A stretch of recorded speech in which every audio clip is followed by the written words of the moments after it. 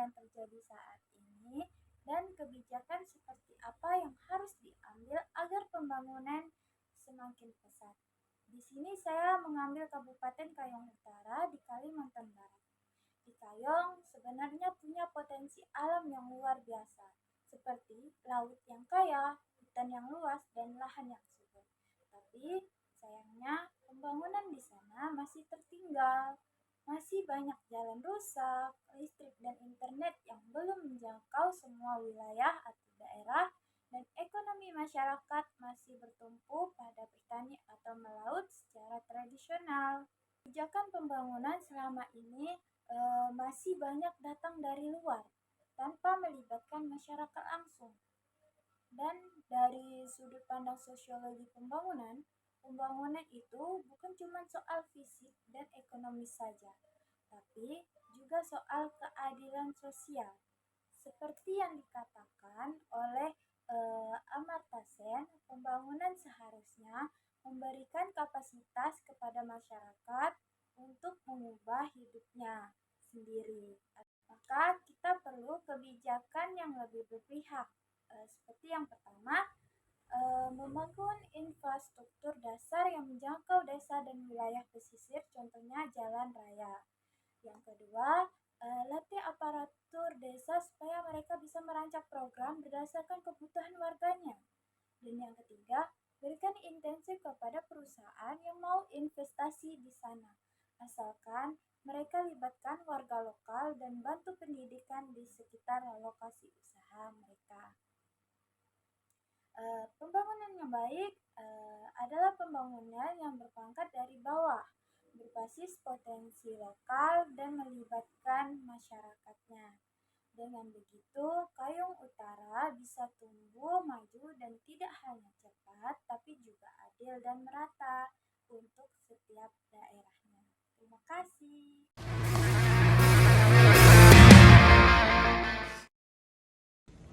Baiklah, perkenalkan nama saya Indah Anggela. Di sini saya ingin menjawab pertanyaan yang kedua, yang dimana pertanyaannya adalah mengamati permasalahan yang terjadi di masyarakat Indonesia saat ini dan apa yang harus masyarakat Indonesia lakukan agar mereka dapat memperoleh kecukupan secara ekonomi, maju sesuai jati diri dan bebas dari penindasan.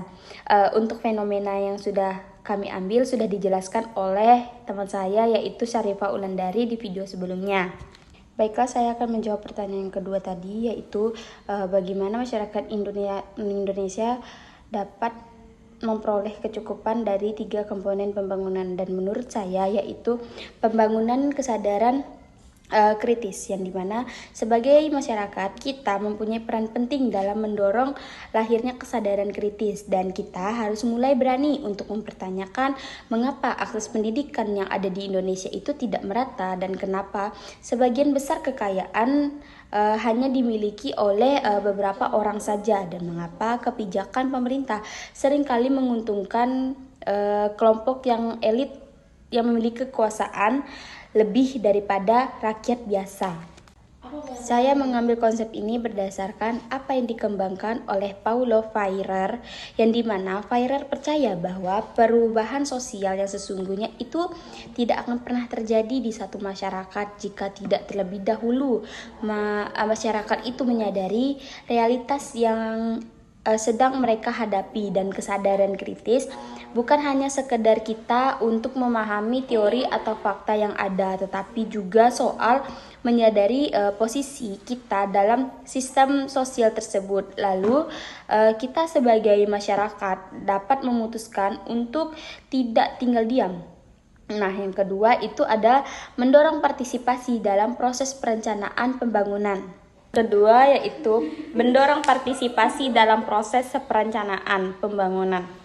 Nah, dalam konteks pembangunan masyarakat ini seharusnya tidak hanya dijadikan sebagai satu atau sebagai objek yang menerima hasil kebijakan saja, tetapi mereka juga harus aktif sebagai subjek yang terlibat dalam proses perencanaannya. Artinya, mereka punya suara dan peran penting dalam menentukan arah pembangunan yang sesuai dengan kebutuhan mereka sendiri. Contohnya yaitu pertama ada musyawarah desa atau musdes yang terbuka dan partisipatif. Musyawarah desa bukan hanya formalitas atau acara simbolis atau acara wajib saja, tetapi harusnya menjadi ruang nyata untuk berdiskusi, mengemukakan pendapat, dan menyusun rencana pembangunan secara bersama-sama.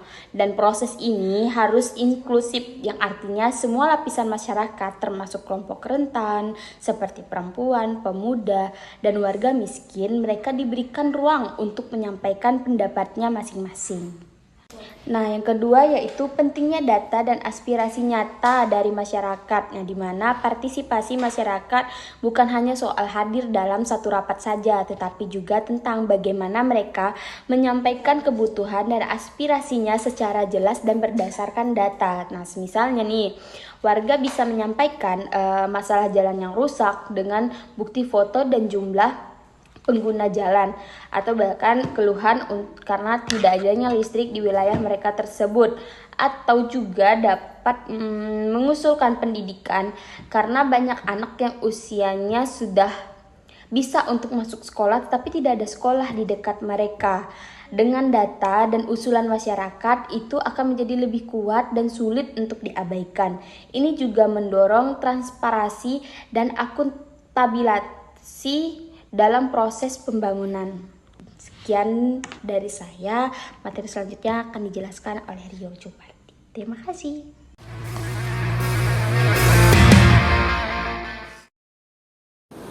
Baik, terima kasih Indah Angela. Berikutnya saya Rio Jupardi akan melanjutkan pertanyaan yang kedua, yaitu tentang mengamati permasalahan yang terjadi pada masyarakat Indonesia saat ini. Apa yang harus masyarakat Indonesia lakukan agar dapat memperoleh kecukupan secara ekonomi, maju sesuai jati dirinya, dan bebas dari penindasan. Seperti yang dijelaskan oleh teman saya Syarifah Wulandari, yaitu kami menjelajahi tentang wilayah di Kayong Utara. Dan 3 komponen yang saya akan jelaskan di sini yaitu melestarikan jati diri budaya lokal di Kayong Utara, menuntut negara dan berpihak untuk daerah Kayong Utara, dan yang terakhir strategi melawan penindasan. Yang pertama, melestarikan jati diri budaya lokal di Kayong Utara. Kemajuan daerah tidak harus berarti meniru atau menyerupai di kota besar. Masyarakat Kayong Utara dapat tetap berkembang dengan memegang teguh nilai dan adat istiadat mereka, yaitu budaya mereka sendiri, agar menjadi kunci agar kemajuan berjalan sesuai dengan jati diri masyarakat di wilayah tersebut. Di Kayong Utara masih ada tradisi yang digunakan hingga saat ini, yaitu tradisi mandi safar, yaitu ritual tahunan masyarakat Melayu Kayong Utara yang sangat syarat nilainya kebersamaan dan religius, yaitu dilaksanakan secara turun-menurun sebagai warisan leluhur.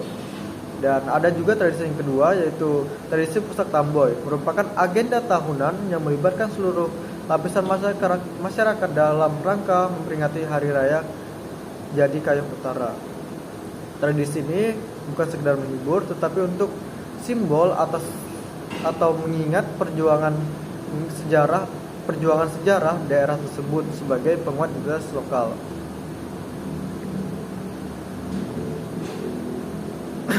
Dan yang kedua,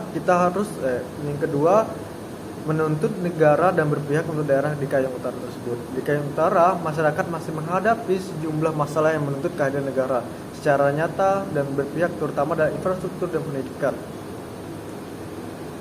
Pada infrastruktur, meski pemerintah daerah telah melakukan percepatan pembangunan infrastruktur seperti rekonstruksi dan peningkatan ruas jalan Sukamaju, Banyu, Abang serta Jalan Gusti Muhammad Sauna yang penting di distribusi pertanian dan perkebunan pada kebutuhan agar pembangunan tidak hanya terpusat pada kota atau wilayah tertentu saja.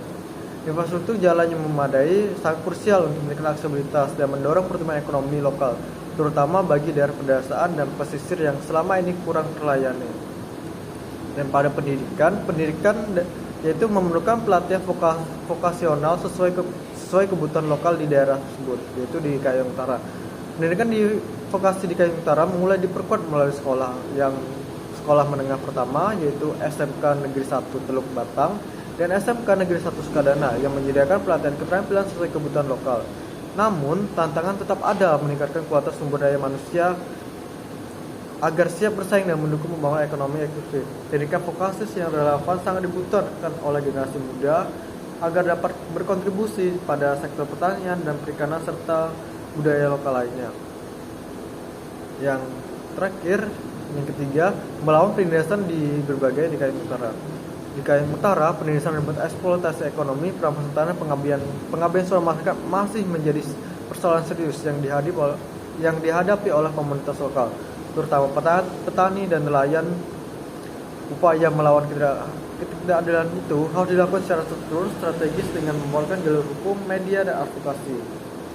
Di mana menggunakan jalur hukum, masyarakat dan kelompok advokasi di Kayong Utara semakin sadar akan pentingnya jalur hukum untuk melawan ketidakadilan ini. Untuk beberapa kasus sengketa tanah dan hak atas sumber daya alam yang berhasil dibawa pengadilan dalam dukungan dari lembaga bantuan hukum. Nah, yang kedua, memanfaatkan media, di mana media lokal dan nasional berperan sangat penting dalam mengangkat isu-isu penindasan di Kayong Utara. Jurnalis lokal sering meliput kasus-kasus perampasan tanah dan eksploitasi ekonomi, sehingga mendapatkan perhatian publik yang lebih luas. Selain itu, media sosial juga dimanfaatkan untuk aktivitas masyarakat dan menyebarkan informasi dan membangun solidaritas.